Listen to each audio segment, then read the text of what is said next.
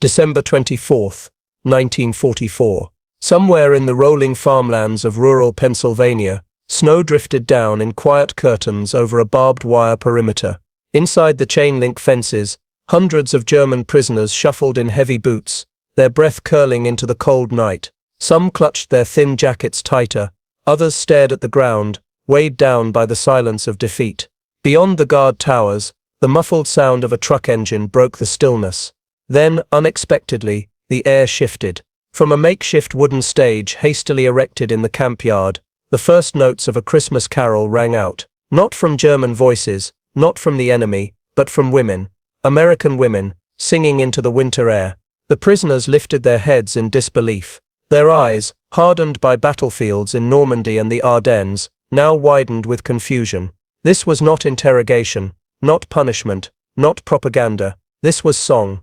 For men trained to see the United States as a faceless enemy of steel and fire, the sound pierced deeper than any bullet. They stood frozen, hundreds of them, watching as young women in long coats, some holding sheet music against the wind, let their voices carry across the wire.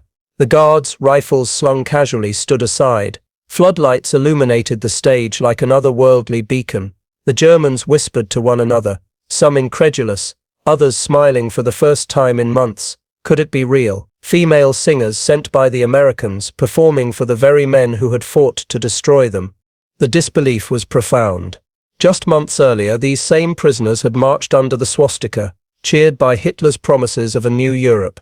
They had charged into battle believing themselves part of an unstoppable machine, disciplined, unbreakable.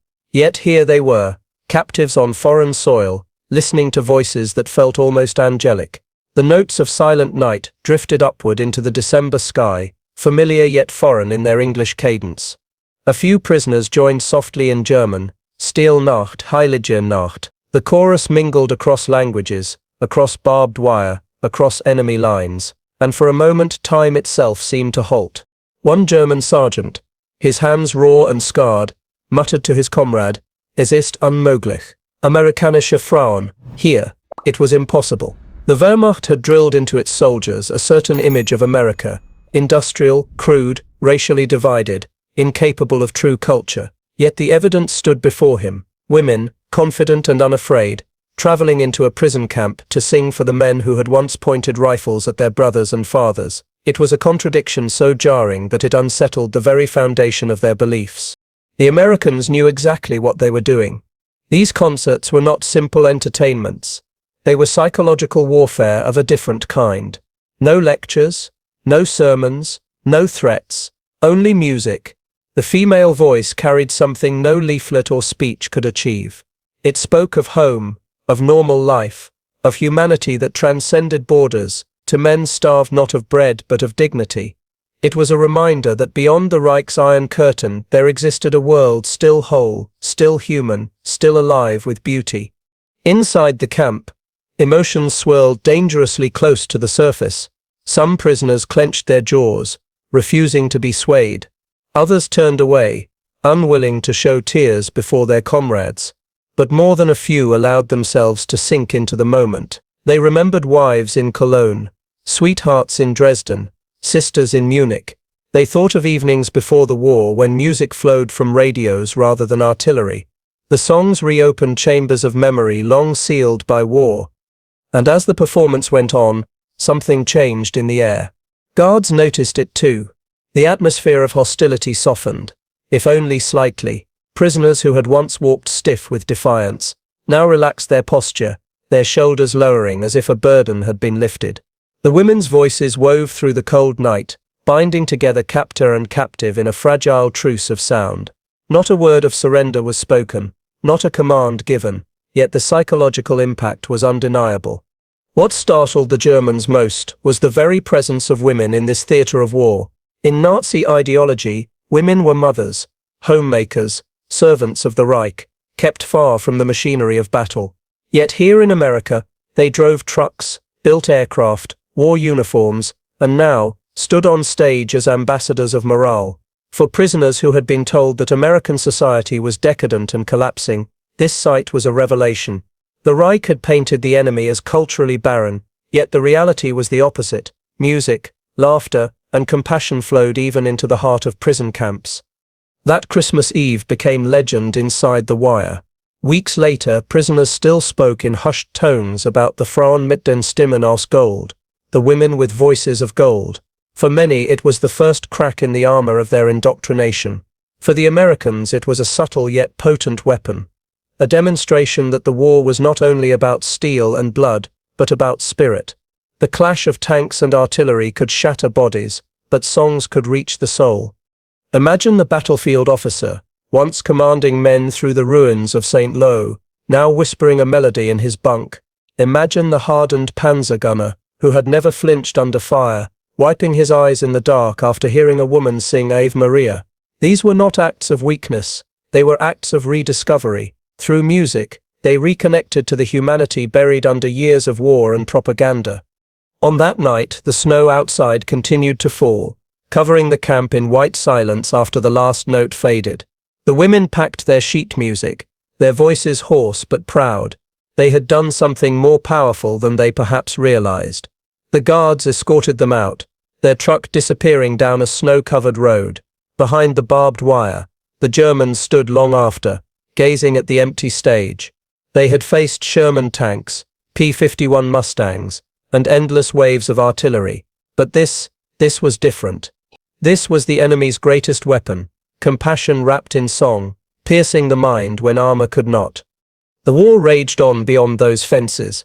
Across the Atlantic, battles still thundered in Belgium, in the Ardennes, where men killed and died without pause. Yet inside one American camp, on one December night, the battlefield shifted. For a fleeting moment, the sound of women's voices accomplished what armies could not. It broke through hate, and in the hearts of those who listened, disbelief gave way to something far more dangerous to the Reich than defeat: doubt. By the time German prisoners of war began arriving on American soil in 1943, the conflict had already shifted decisively against the Reich. The tide of battle, once so firmly under Hitler's control, had begun to turn. In North Africa, the vaunted Afrika Korps had been driven back by Allied forces, culminating in the surrender of over 250,000 Axis troops in Tunisia. On the Eastern Front at Stalingrad, the Wehrmacht had suffered a catastrophe so vast that its shockwaves reached all the way to Berlin, and in the skies over Europe, American B-17s thundered daily against industrial targets, carrying with them the promise that no city in the Reich was beyond reach. Yet thousands of German soldiers found themselves not on the front lines of these campaigns, but behind barbed wire in the heartland of the United States, transported across an ocean into captivity unlike any they had been trained to expect. America, unscathed by direct bombardment and unscarred by battlefield devastation, possessed resources unmatched by any belligerent. Factories in Detroit churned out tanks and trucks in numbers dwarfing German production. Aircraft plants in California and Texas sent out fleets of bombers daily. And while Europe bled, the United States possessed space, endless land across which to scatter prison camps, often tucked into farmland, forests, or deserts. Here, far from the crumbling Reich, over 400,000 German POWs would spend the remainder of the war. The camps themselves were paradoxical landscapes. Guard towers and barbed wire marked them as places of confinement, but inside, many resembled small towns. Barracks lined in neat rows, kitchens providing steady meals, medical facilities maintained by army doctors. Compared to the frozen front lines of Russia or the starving ruins of Warsaw, these camps were almost surreal in their order. Yet beneath the surface, tensions simmered. Hardline Nazis, unwilling to surrender ideology, tried to enforce discipline among fellow prisoners. Others, weary of war, longed for an end, and were quietly relieved to find themselves alive in America. Between them all stretched a silent battlefield of morale. Into this world stepped an unexpected force: music. The United States Army, in coordination with civilian organizations, understood that victory was not solely measured in guns and tanks, but in ideas. The Office of War Information, along with the Red Cross and cultural bureaus, crafted initiatives designed not just to contain prisoners, but to reshape them. American planners reasoned that a German soldier who returned home not only fed and alive, but also touched by American culture, might become less likely to embrace extremism again.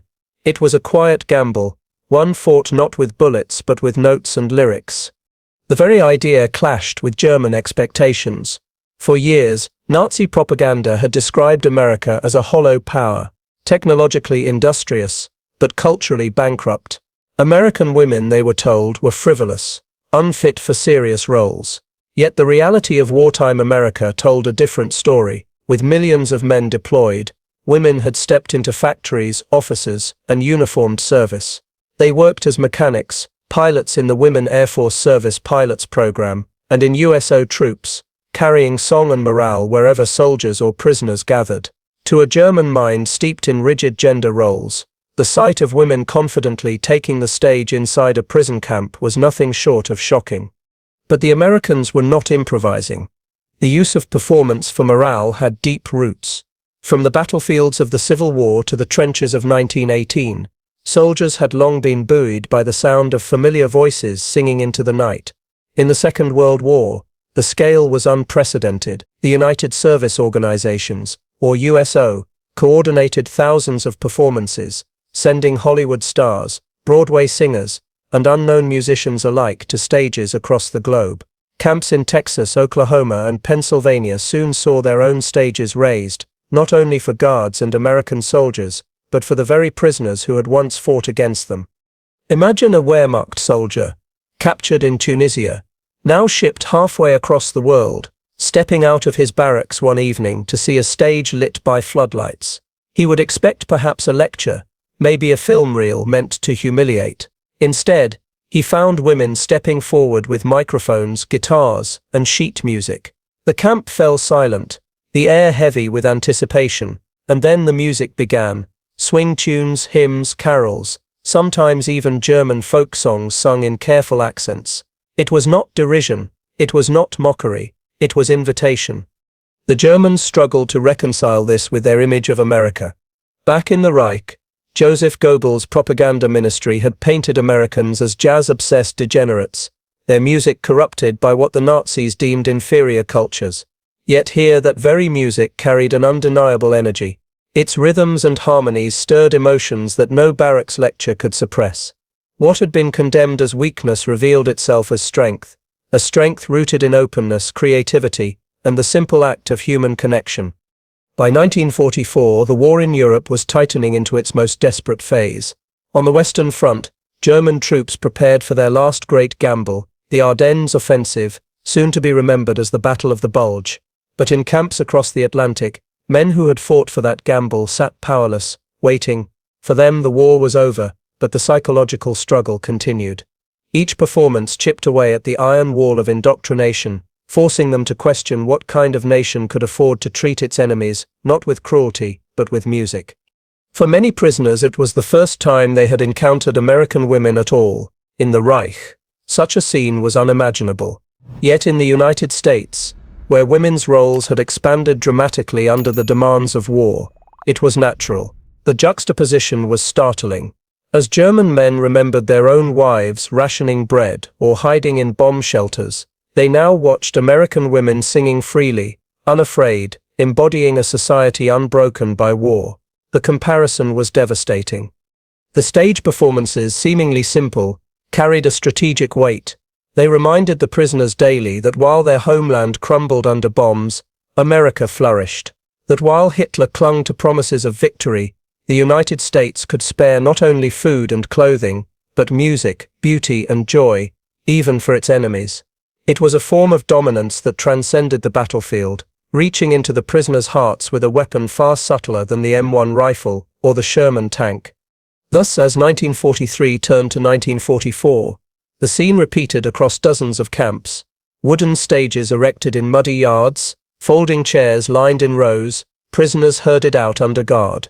Floodlights flicked on, amplifiers hummed to life, and into that charged silence stepped American women. They sang not to conquer, not to humiliate, but to reveal. And as the notes floated across barbed wire, they carried with them a message more enduring than victory on any single battlefield, that culture itself could be a weapon, and compassion a tool of power. The guards opened the gates of the barracks yard just after dusk. The prisoners filed out, expecting perhaps another inspection, another roll call. Instead, they found the stage lit again. A piano had been hauled into place. A microphone stood waiting. And when the women began to sing, the Germans realized this was not an isolated holiday stunt. It was part of something larger, deliberate. The hidden advantage of the United States was revealing itself, not in the clang of steel or the roar of engines, but in something far more disarming, the cultural might of a nation that understood the power of morale as a weapon of war. For the Germans, this advantage was invisible until they saw it with their own eyes. They had been trained to fear American industrial scale, thousands of tanks rolling from Detroit, endless waves of aircraft from California. But what they had not expected was America's mastery of the human spirit. Female singers in prison camps were not just entertainment. They were a manifestation of a doctrine the Germans had underestimated: the deliberate use of psychological strength to shape both soldiers and captives. The Reich had long relied on strict control of culture, music, theater, literature, all bent to the will of propaganda. To the Nazi machine, art was a tool of ideology, stripped of spontaneity and freedom. In America, it was the opposite.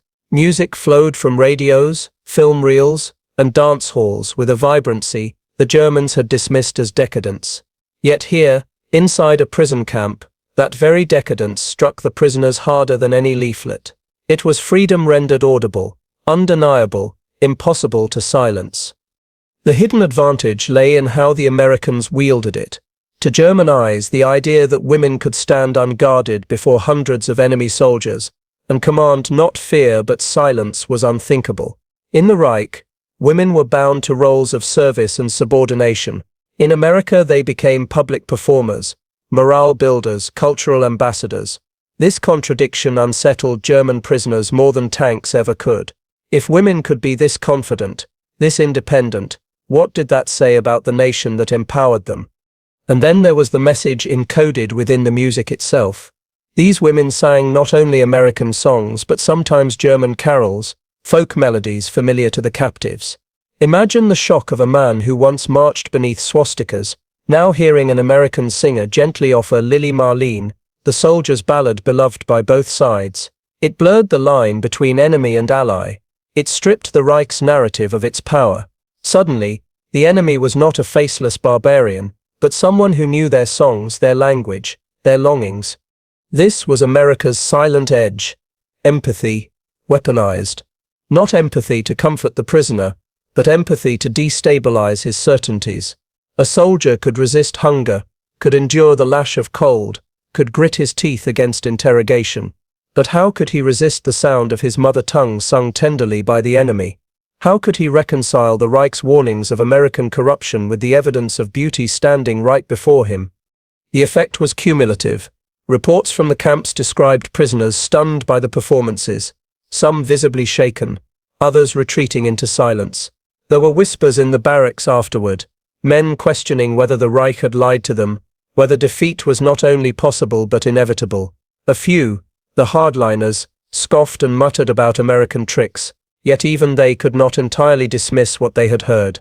The seed of doubt had been planted, and doubt once sown grew relentlessly.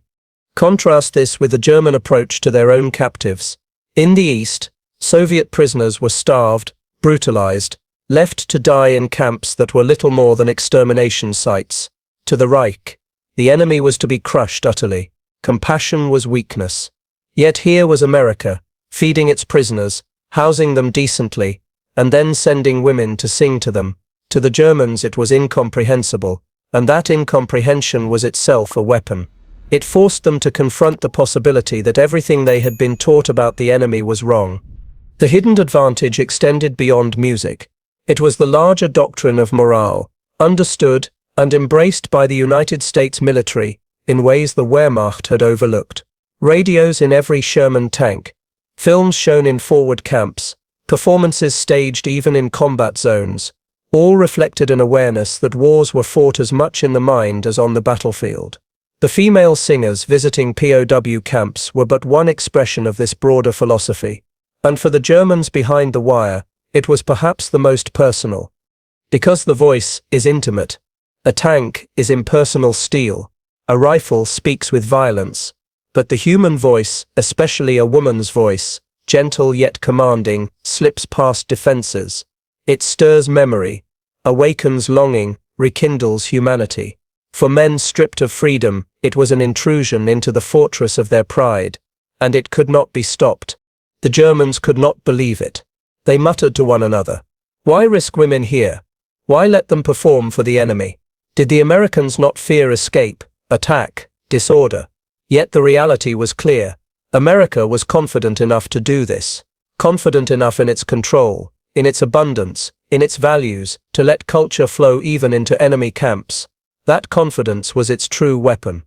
As the performances continued through 1944 and 1945, the disbelief turned into something else: resignation. A soldier who still clung to dreams of a Reich restored now heard week after week reminders that the world outside had already moved on, that in America women sang freely, people laughed freely, and society flourished while Germany crumbled. The hidden advantage was not simply morale, it was the future, and the prisoners in their disbelief were being forced to see it. That was the crack in the armor, the invisible wound inflicted not by bullets, but by voices.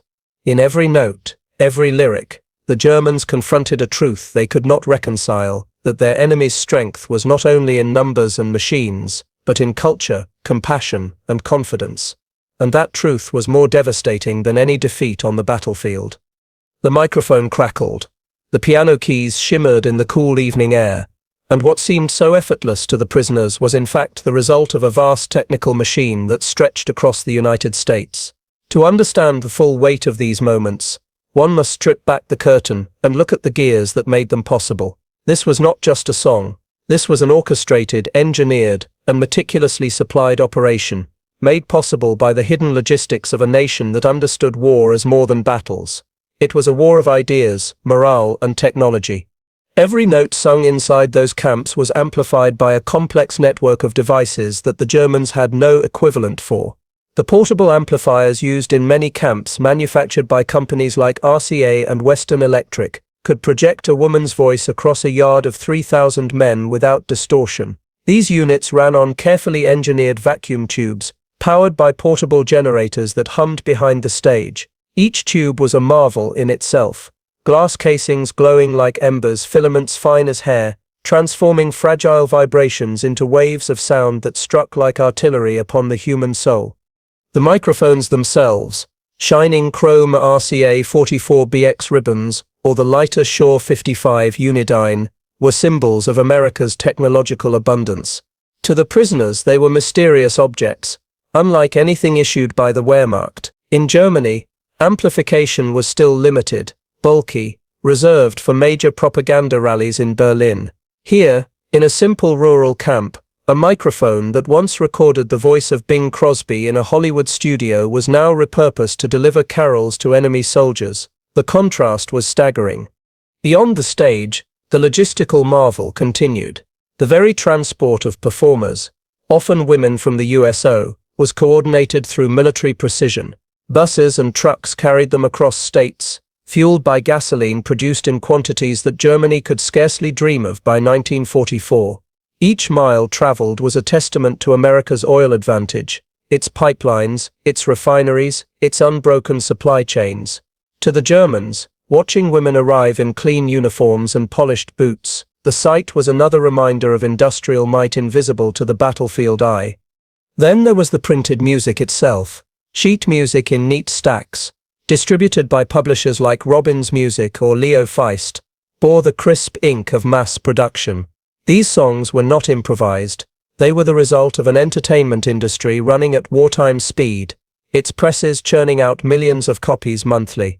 In Germany, shortages had silenced countless pianos, closed theaters, and left soldiers with only memory. Here, the ink was fresh, the notes precise, the paper abundant. Even this spoke volumes. The United States could afford to clothe its enemy in song while still producing tanks by the tens of thousands. Consider the radios installed in the camps. While the performances were live, recordings also circulated. American engineers had perfected acetate disc recorders, compact enough to carry into remote posts, sturdy enough to survive the dust of Oklahoma, or the humidity of Louisiana. A German POW could hear the same broadcast that played in New York dance halls, piped into his barracks via loudspeakers strung along utility poles. The very wires overhead, humming with electricity, were part of an infrastructure that dwarfed the Reich's capacity. Where Germany rationed electricity and dimmed its cities against bombers, American camps glowed at night, powered without interruption. Behind all this stood the vast industrial muscle of the American electronics sector. RCA, General Electric, Western Electric, Bell Laboratories, giants of research and production, poured their genius into both war machines and morale machines. The vacuum tubes in a camp amplifier were the same type that guided radar screens in the skies over Normandy. The copper wiring strung through a PA system was drawn from the same mills that supplied the Navy's warships. In America, abundance made no distinction. Everything was plentiful enough to fight wars on multiple fronts, military, cultural, psychological, all at once. For German engineers among the prisoners, those who had studied mechanics or radio theory before conscription, the shock was especially bitter. They recognized the quality instantly. The fidelity of the sound, the range of the amplifiers, the reliability of the equipment, it all testified to a technical culture operating leagues beyond their own strained resources. Some muttered that a Reich choking on shortages could never have spared such luxuries for its enemies. Others fell silent, knowing it was no luxury at all, but a reflection of how America defined war. Even the uniforms of the women held technical weight, all dyed deep olive drab, cut to regulation, lined with buttons stamped in American factories, each seam a product of textile mills running at full capacity, untouched by bombing raids. To a prisoner who remembered the tattered state of uniforms on the Eastern Front, these garments looked indestructible, woven as tightly as the society they represented. The singers wore them not as soldiers but as emissaries of morale, yet the impression was unmistakable. America had so much strength that it could outfit women for battlefields of the spirit. And then, perhaps most devastating of all, was the casualness with which it all unfolded. None of this seemed strained. The amplifiers, the transport, the uniforms, the sheet music, it all appeared effortless, like water flowing downhill. For the Reich, every resource demanded sacrifice. For America, abundance was the baseline. That difference was the hidden advantage, as much as the voices themselves. A single performance condensed the technological hierarchy of the war into a microcosm. The glowing tubes, the polished microphones, the steady hum of the generators, all whispered the same truth. The enemy had not only defeated Germany on the battlefield, but had surpassed it in the very fabric of modernity. The Reich, with its secret weapons and desperate promises, could not match the quiet power of a nation that could spare singers and sound systems for those it had already conquered. Thus the German disbelief deepened. They looked at the stage and saw not just women with songs, but an empire of industry, logistics and invention standing invisibly behind them. The sound waves carrying those voices into the night were born of copper mines in Montana, oil fields in Texas, factories in Chicago. Each note was the product of a nation mobilized not just for destruction, but for creation. And in that realization lay the crushing truth. America's strength was not only in its armies, but in its ability to turn even compassion into a weapon sharpened by technology. The Germans could hardly articulate it, but they felt it. The performances were not mere distractions. They were demonstrations of power, cloaked in melody. Power measured in watts, in decibels, in miles of supply lines. Power so vast it could afford to be generous. And generosity, in war, was its own form of dominance. September 1944. The war in Europe was entering its most brutal stage. Across France and Belgium, the German army staggered backward under the weight of Allied advances. Yet thousands of its captured soldiers were far from the thunder of artillery, contained within the quiet landscapes of America. On one particular evening in a sprawling camp in Texas, the guards once again gathered their prisoners for what looked like a routine assembly, but routine it was not. That night would become legend among those behind the wire, the first great demonstration of how America wielded its strange new weapon of song. The yard was packed. Rows of wooden benches stretched under floodlights, illuminating the faces of over 2,000 prisoners. Some wore patched Wehrmacht uniforms. Others American-issue denim work clothes, all marked by the fatigue of captivity. Barbed wire fences loomed on every side, guard towers watching silently. The air was dry, the scent of dust and pine needles drifting in the wind. Tension hung heavy. For the men, evenings meant monotony, silence, or whispered arguments about the war's outcome. But then, without warning, the lights on the stage blazed brighter, and a murmur ran through the crowd. They saw women, 3 of them, stepping forward, dressed in crisp uniforms that bore no weapons, only sheet music and instruments. One carried a guitar, another adjusted the microphone, while the third stood poised to sing. The prisoners blinked in disbelief. Some laughed bitterly. Surely this was some American trick, a mockery staged to humiliate them. Yet as the first chords strummed across the yard, a hush fell instantly. The voice that followed was clear, confident, carried by amplifiers that filled every corner of the camp. They began with a hymn. Its melody was unfamiliar in English, yet the rhythm bore echoes of songs the Germans themselves had sung at Christmas or on long marches. Prisoners stiffened, unsure whether to scoff or listen. But when the second verse flowed seamlessly into Stille Nacht, Heilige Nacht, sung with careful German pronunciation, the reaction shifted. Dozens of heads turned sharply, eyes wide. Some prisoners mouthed the words, hesitant at first, then louder. Soon the yard reverberated with a haunting chorus, enemy and captive singing the same carol, languages intertwining like the barbed wire that bound them together. Reports from guards that night noted the shock. They were stunned, one sergeant wrote in his log. Not a man moved for the entire song. Another officer remarked that hardened veterans of North Africa and Normandy wept openly, their shoulders trembling in the floodlight glare. A few tried to hide it, turning their faces away, but the truth was plain. Something inside them had broken open. The program continued. The women shifted into American swing numbers, upbeat rhythms carried by the guitar, clapping hands keeping time. To many Germans, the syncopated beats were strange, almost chaotic compared to their disciplined marches. Yet slowly, the energy took hold. Some tapped boots, others swayed slightly. What had begun as disbelief was giving way to something more dangerous. Engagement, against their will. They were listening, responding, even enjoying. What made this night decisive was not only the performance but the reaction afterward. In the barracks, long into the night, prisoners argued fiercely. The hardliners condemned the show as manipulation, insisting that true Germans would never be swayed by enemy women. But others countered with trembling voices that it had reminded them of home, of mothers and sisters they might never see again. One corporal whispered to his bunkmate, "If this is our enemy, what has the Reich been lying about?" The seeds of doubt spread quickly. Guards reported a noticeable change in camp atmosphere over the following weeks. The defiance that once marked roll calls softened.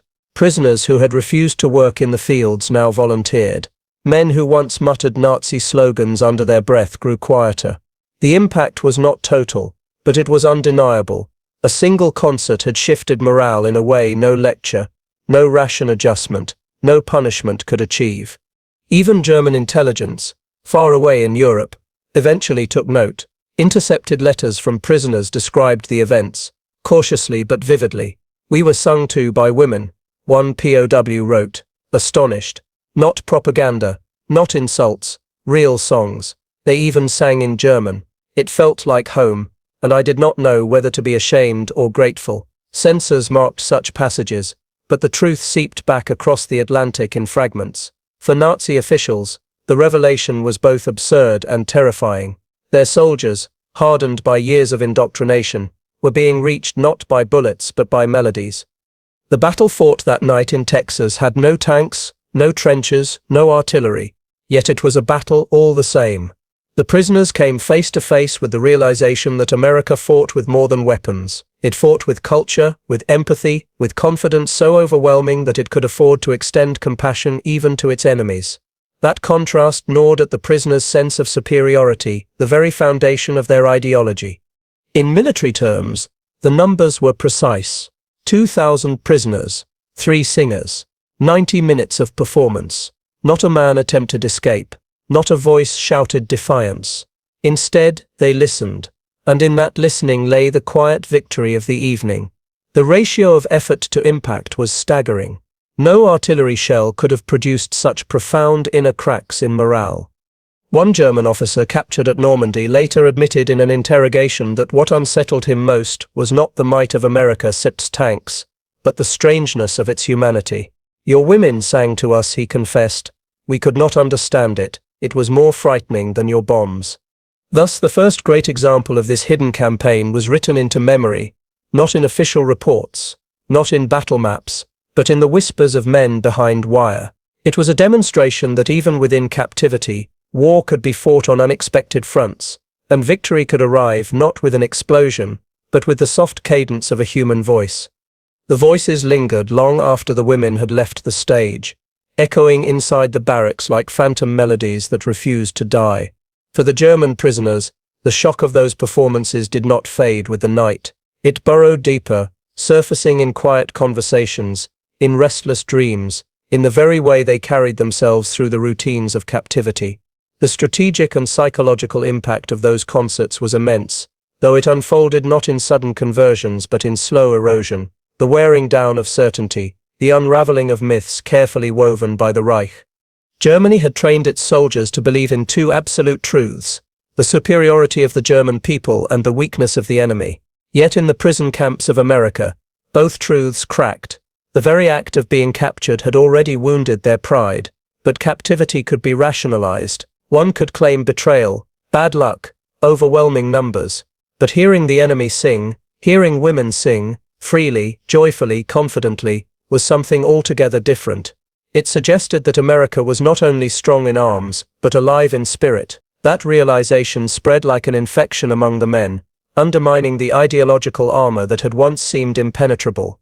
The Americans understood the subtleties of morale, in a way the Germans had underestimated. In war, victory is not only measured by territory gained, but by the collapse of an enemy's will to resist. The presence of female singers in POW camps was a masterstroke of psychological strategy. No orders were given, no propaganda leaflets distributed, no threats made. Instead, the Germans were confronted with humanity itself, delivered in harmonies that resonated deeper than any speech. It was an assault on despair and indoctrination, bypassing the intellect to strike directly at memory and emotion. A German infantryman, hearing Silent Night sung in his own tongue by an American woman, could not stop his mind from wandering back to a church in Bavaria, to the flicker of candles, to his mother's hand on his shoulder. Those memories did not align with the image of America as a soulless, decadent machine. They created dissonance, and dissonance bred doubt, and doubt once seeded could never be fully erased. The strategic brilliance of this approach lay in its asymmetry. Germany had no counter. Behind the wire, Nazi loyalists tried to maintain order. They organized clandestine meetings, preached defiance, even threatened fellow prisoners with violence. Yet their words rang hollow in the face of what the men had seen and heard. A hardliner could rage about loyalty to the Führer, but his tirade collapsed when another prisoner quietly asked, "Then why do the Americans feed us? Why do their women sing for us?" These were questions without answers. The psychological toll was evident in guard reports. Prisoners once defiant now grew subdued. Some requested English lessons, curious about the language of their captors. Others volunteered for work details, no longer seeing rebellion as meaningful. A few even began to write home differently. Letters, though censored, revealed a shift in tone, less bitterness, more longing, more reflection. The Reich had sent them to destroy America, yet America had answered not only with firepower, but with song. To the prisoners, this mercy was disarming, even frightening. They had been told that capture by the enemy would mean humiliation, starvation, cruelty. Instead, they were confronted with decency, and decency, when unexpected, can strike harder than violence. It made them question whether they had fought for a lie. The psychological fracture widened. If the enemy was not a barbarian, then what was the war really for? The impact stretched beyond individual morale.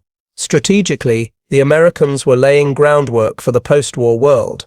Each German prisoner who returned home carried not only memories of captivity, but experiences that contrasted sharply with Nazi propaganda. They spoke of food, of decent treatment, of women who sang to them in camps. These stories undermined the Reich's narrative long after the war's end, softening Germany's re-entry into a democratic world. It was not accidental. The United States had recognized that the battle for Germany's soul began even before the war was won. For the prisoners, however, the experience was immediate and personal. Nights in the barracks grew quieter, filled less with slogans and more with whispered memories of music. The psychological shift was not uniform. Some clung to hatred, some remained loyal to the Reich, but enough were moved to change the very texture of camp life. The performances became legends retold, often with awe, sometimes with shame, but always with disbelief. To the veterans among them, who had faced the iron grip of Russian winters or the chaos of Normandy, this new battlefield felt strangely unendurable. Artillery one could withstand, tanks one could fight, but the human voice, unarmed, unarmored, unstoppable, pierced where nothing else could.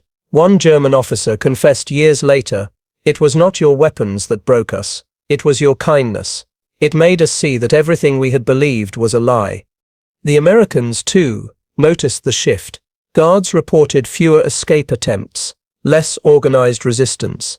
The atmosphere of hostility gave way, slowly, to resignation. The concerts had humanized the captors to the captives. They had reframed the war not as a struggle of annihilation, but as a confrontation between two worlds, one closed, rigid, suffocated by ideology, the other open, confident, rich in both material and spirit. Strategically, this mattered. It turned captives into future witnesses, voices who would carry the story of America's strength and humanity back across the Atlantic. It demonstrated that victory was not only about defeating armies but about reshaping minds, and it proved that psychological power, wielded with subtlety, could be as decisive as any tank battle or bombing raid. In the end, the psychological impact of those women's voices was both immediate and enduring. They disarmed hardened men without firing a shot. They eroded loyalty without issuing a command. They carved cracks into the armor of an ideology that had seemed unbreakable, and in doing so they revealed a truth as old as war itself, that the human spirit, once touched, cannot easily be chained again. The war ended in Europe on May 8, 1945. The guns finally fell silent. The swastika was torn down, and the shattered Reich lay in ruins. Yet for the German prisoners in America, the memories of their captivity did not vanish with the announcement of peace. As repatriation began, as ships carried them back across the Atlantic, many carried something unexpected in their hearts, the memory of voices that had pierced through barbed wire and disbelief. The legacy of those female singers was not written in casualty figures or battle reports, but in the quiet transformation of men who had once sworn loyalty to Hitler.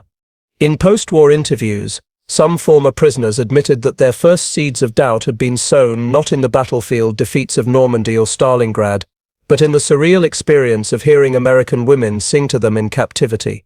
It was a moment that stripped away the enemy mask and revealed a nation utterly different from the caricature painted by Nazi propaganda.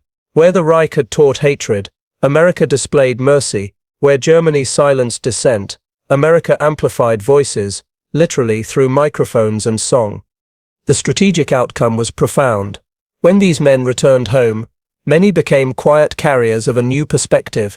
They told their families of food, of fair treatment, of women singing carols in camps thousands of miles away.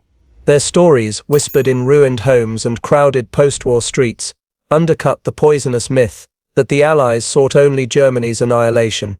Some historians argue that this humane treatment of POWs, combined with cultural gestures like the concerts, laid crucial groundwork for West Germany's rapid integration into the Western Alliance during the Cold War. For the United States, the lesson was clear. Victory did not end with surrender. It extended into the reconstruction of societies, the shaping of memories, the planting of narratives that would endure long after the last shots were fired. The female singers had not been generals or politicians, yet their voices contributed to a strategic outcome as real as any battlefield triumph. They had shown that compassion could be weaponized, not as weakness, but as a display of overwhelming strength. The legacy echoed into modern warfare. In Korea, in Vietnam, In the deserts of Iraq, the US military continued to recognize the importance of morale, of culture, of psychological operations.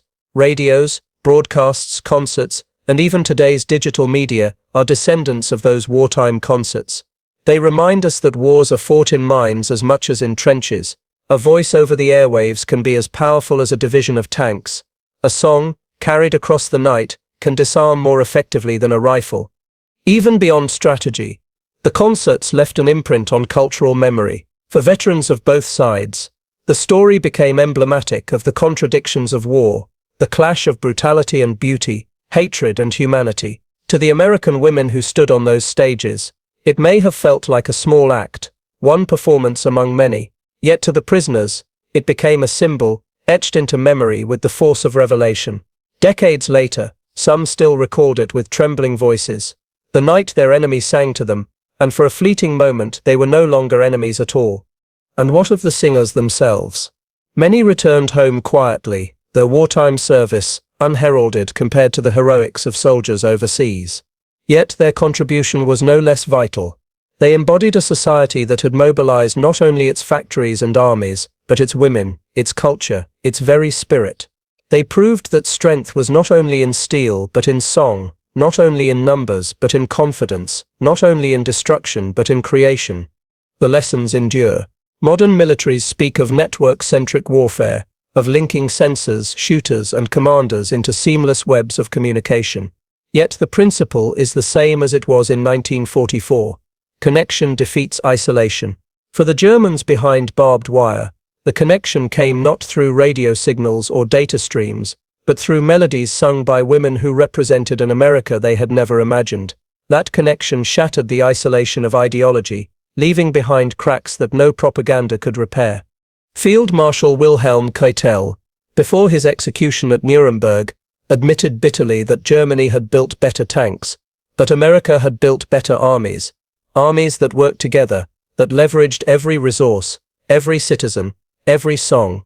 The concerts in POW camps were part of that mosaic.